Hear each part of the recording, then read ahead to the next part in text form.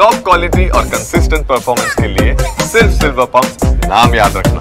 Sharada Vidyaniketan public ಶಾಲೆಯಲ್ಲಿ ದಾಂಧಲೆ ನಡೆದಿರುವಂತಹ ಪ್ರಕರಣಕ್ಕೆ ಸಂಬಂಧಪಟ್ಟಂತೆ ಶಾಲೆಯ ಒಳಗಡೆ ರಾತ್ರಿ ಇಡೀ ಪುಡಿ ರೌಡಿಗಳು ಎಣ್ಣೆ ಪಾರ್ಟಿ ಮಾಡಿದ್ರು.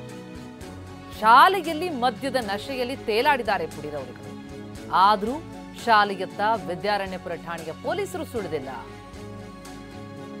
ಭದ್ರತೆ ನೀಡಬೇಕಾಗಿರುವಂತಹ ಪೊಲೀಸರಿಂದಲೇ ಅಸಹಾಯಕತೆ ಪ್ರದರ್ಶನನ ಹಾಗಿದ್ರೆ ಶಿಕ್ಷಣ ಕೊಡುವಂತಹ ಶಾಲೆ ಇದು. ಆದರೆ ಅಂತಹ ಶಾಲೆಯ ಒಳಗಡೆ ರಾತ್ರಿ ಇಡೀ ಪುಡಿ ರೌಡಿಗಳು ಎಣ್ಣೆ ಪಾರ್ಟಿ ಮಾಡಿದ್ದಾರೆ.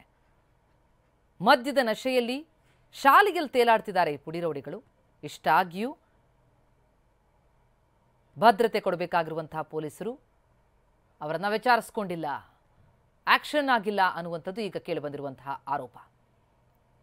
ಭದ್ರತೆ ನೀಡಬೇಕಾಗಿರುವಂತಹ ಪೊಲೀಸರಿಂದಲೇ ಅಸಹಾಯಕತೆ ಪ್ರದರ್ಶನನ. ಶಾಲೆಯತ್ತ ಸುಳಿದಿಲ್ಲ ವಿದ್ಯಾರಣ್ಯಪುರ ಠಾಣೆಯ ಪೊಲೀಸರು ಅನ್ನೋದು ಮಾಹಿತಿ.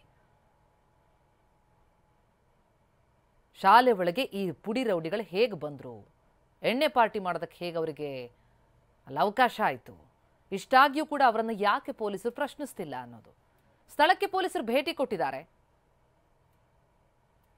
ಗಮನಿಸ್ತಾ ಇದ್ದೀವಿ ಎರಡು ದೃಶ್ಯಗಳನ್ನು. ಒಂದು, ಶಾಲೆ ಒಳಗಡೆ ಈ ಪುಡಿ ರೌಡಿಗಳು ಎಣ್ಣೆ ಪಾರ್ಟಿ ಮಾಡಿರುವಂಥದ್ದು, ಅದನ್ನು ಸ್ಥಳೀಯರು ಗಮನಿಸಿದ್ದಾರೆ. ಈ ವಿಷಯ ಪೊಲೀಸರ ಗಮನಕ್ಕೆ ತರ್ತಾ ಇದ್ದಂತೆ ಮೊದಲು ಬಂದಿರಲಿಲ್ಲ ಪೊಲೀಸರು. ಆಕ್ರೋಶ ವ್ಯಕ್ತ ಆಗಿತ್ತು. ನಂತರ ಸ್ಥಳಕ್ಕೆ ಪೊಲೀಸರು ಭೇಟಿ ಕೊಟ್ಟಿದ್ದಾರೆ. ಆದರೆ ಭದ್ರತೆ ಕೊಡಬೇಕಾದಂತಹ ಪೊಲೀಸರು ಅಸಹಾಯಕತೆ ಪ್ರದರ್ಶಿಸಿದ್ರು ಅನ್ನೋದು ಈಗ ಕೇಳಿಬಂದಿರೋ ಆರೋಪ.